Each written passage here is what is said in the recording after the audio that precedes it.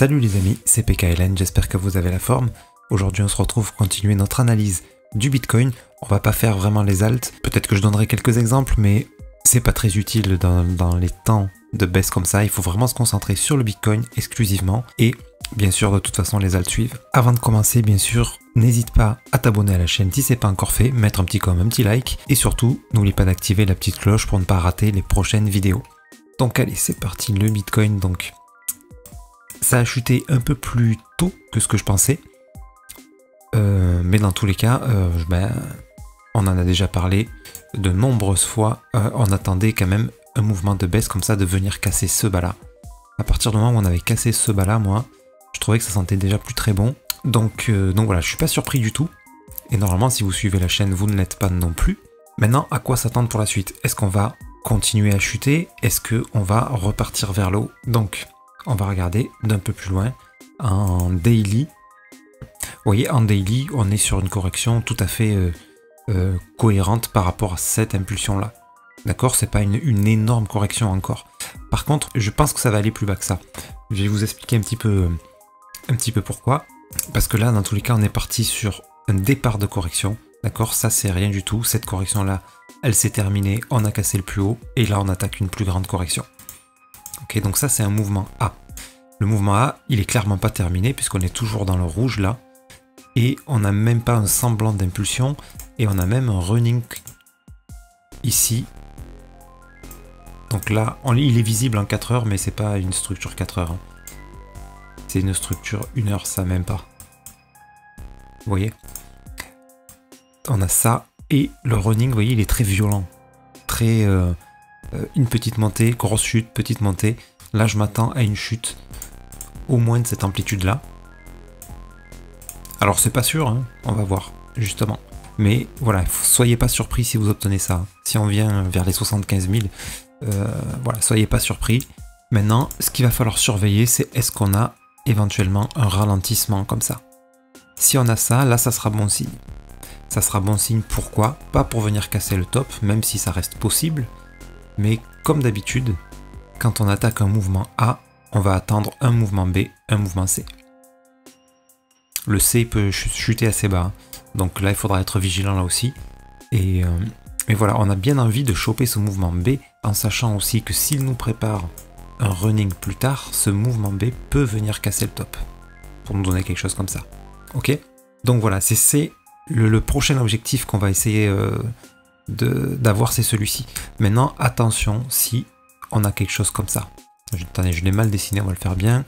Si on a quelque chose comme ça ici, là il faudra faire attention, c'est que notre A, sera juste une correction dans le mouvement A pour continuer. Et donc quand on a un truc comme ça, il faudra s'attendre à une baisse de cette taille-là. Ok? Donc à surveiller, si on a ça, là il faudra sortir. Hein. Il faudra sortir, ok? Donc moi je pense que voilà, là on a quand même une belle impulsion baissière. J'attends une correction, une continuation. Quand on a un mouvement agressif comme ça, c'est souvent ce qui se passe. Maintenant, si en 4 heures on voit que ça ralentit, là on pourra espérer entamer le B assez rapidement. Mais sans ça, voilà, vu l'agressivité de ce mouvement-là, moi je ne serais pas surpris qu'on vienne au moins ici. Et même, comme je vous le disais, moi je pense qu'il va y avoir une dernière vague haussière. Donc avant ça, je pense même qu'il y a moyen qu'on vienne retaper les 60, même pas loin de 50K. Voilà, je vais pas faire peur à tout le monde bien sûr, mais je pense que c'est possible. Donc pourquoi pas ici, si on a un beau setup de vente, pourquoi pas le tenter? Ok, pourquoi? Parce que je rappelle toujours que sur une structure générale, ce que j'attends, c'est voilà, on a des impulsions très dynamiques et après un essoufflement. J'attends quelque chose comme ça. Ok? Et après, là, ça sera le bear market après. Voilà, maintenant, on va analyser une plus petite unité de temps.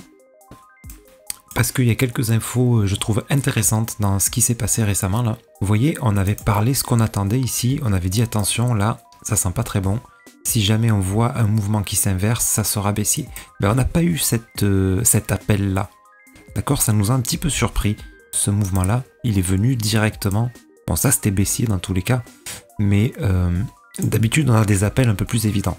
Et on le voit très clairement. Ces appels-là, on les avait sur beaucoup d'alt. Ça aurait dû nous alarmer un petit peu. personnellement, ça m'a alarmé pour les alts, mais pas sur le Bitcoin. Et en fait, voilà, ce signal baissier, on l'avait par exemple sur Ethereum.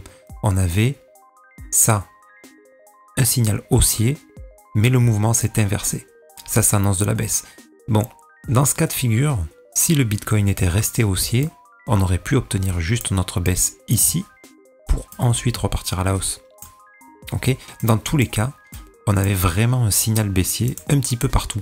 Sauf sur Bitcoin, qu'on n'a pas encore eu. On avait ça, qui était plutôt haussier. Et on n'a même pas eu le temps de commencer l'inversion, là. Enfin, si on l'a commencé, on a fait juste une impulsion. Et tout de suite, on a chuté. Ok, donc il y a eu cette petite surprise ici. Bon, toujours est-il qu'on l'attendait de venir casser ces plus bas là, donc c'est une demi-surprise, on va dire. Le sol, on en avait parlé, j'en touche un petit mot, parce que celui-là, ça sent la fin, là. Ça sent la fin de sa montée fulgurante. Ok, on n'est toujours pas venu vers ces plus bas là, mais voilà, pour moi il y a de bonnes probabilités qu'on vienne taper les 100 $.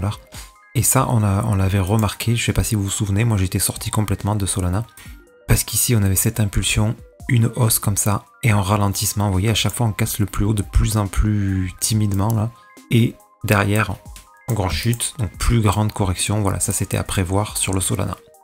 Si on a quelque chose comme ça me surprendrait pas. Bon, et j'attends quelque chose comme ça, moi, sur Bitcoin. On l'a toujours pas eu.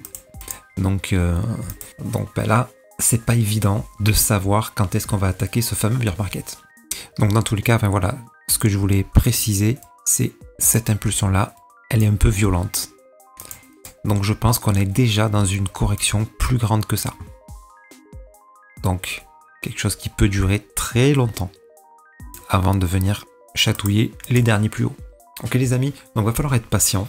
Très patient, mais toujours est-il que notre B là, qui peut prendre beaucoup de temps, là il peut y avoir une belle hausse, pourquoi pas sur les alts aussi d'ailleurs, hein. Souvent c'est après une correction, c'est dans une correction de Bitcoin qu'on a une alt saison.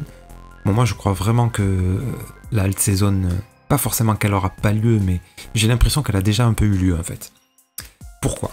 Parce qu'il y a plusieurs altcoins qui ont fait pour moi leur bull run. Je pense au Raydium notamment. Je ne sais pas si vous vous rappelez, au tout début du bull run, j'en avais parlé. Les objectifs pour le bull run, pour moi, ils étaient de l'ordre de 8 $. On est tombé pile dessus. Pourquoi? Parce que ça représente déjà le double de la capitalisation qu'on avait en fin du dernier bull run. Donc si ça, c'est pas un bull run, je ne sais pas ce que c'est. Ok? Donc à chaque bull run, on peut espérer effectivement une capitalisation supérieure à la précédente. Pourquoi? Parce que les cryptos sont de plus en plus démocratisés, donc il y a de plus en plus de monde, donc forcément plus de capitaux, donc on peut espérer des capitalisations plus hautes que le bull market précédent. Maintenant le double, ça me paraît déjà bien, moi. Ça me paraît déjà bien, il ne faut pas s'attendre à 10 fois la capitalisation, ok? Donc pour moi, lui, il a déjà fait son bull market là. Ok, on a ça sur pas mal d'alt. On a le virtual, bien sûr. Lui, il a carrément déjà fait, il a fait plus de fois 100. Ok? Donc lui, pour moi, son bull market, il est terminé. Qu'est-ce qu'on a eu d'autre? Ah bah le TAO, bien sûr. TAO, enfin voilà, toutes les dynamiques du moment. Donc peut-être qu'on peut rencontrer ça encore sur les prochains narratifs. Donc on parle beaucoup de RWA, etc. Moi, je suis pas convaincu à 100% de ça, mais ça peut arriver. Mais toujours est-il que, voilà, il va falloir se méfier pour tout ce qu'on entend dire sur la alt season, là. Est-ce que ça va arriver? Moi, je suis pas sûr. Hein. Je suis pas sûr. Je le souhaite, bien sûr. Mais voilà, c'est pas certain. Hein. Là, l'Ethereum, il nous faudrait une grande structure comme ça que je serais pas surpris. Hein. Oui, ça serait une très belle structure d'ailleurs. S'il y a ça, moi, ici, perso, je mets un gros billet. Si on obtient ça. Mais vous voyez ce qu'il est en train de se dessiner. Moi, pour moi, ça ressemble plus à ça qu'à encore une méga hausse, quoi.